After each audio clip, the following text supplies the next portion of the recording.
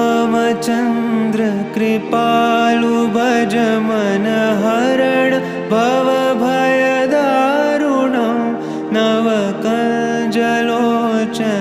कञ्जमुख करकञ्ज पदकञ्जारुणं श्रीराम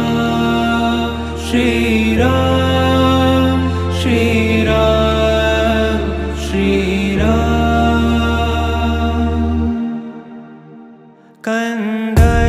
कन्दर्पगणित अमित छवि नवनील नीरद सुन्दरं पटपीतमानहु तडित त्रुचि शुचि नौमि जनकसुतावरं श्रीराम श्रीराम श्रीराम श्रीराम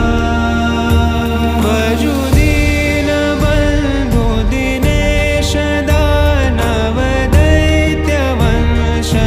दैत्यवंशनिकन्दनं रघुनन्द आनन्द कंद कौशल चन्द दशरथ नन्दनं श्रीराम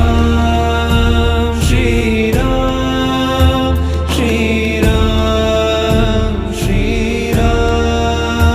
शिरमुकुट कुण्डल तिलक चारु दारु अङ्गविभूषणम् आजानुभुज शरचापधर सङ्ग्रामचित्तखर दूषणं श्रीराम श्रीराम श्रीराम श्रीराम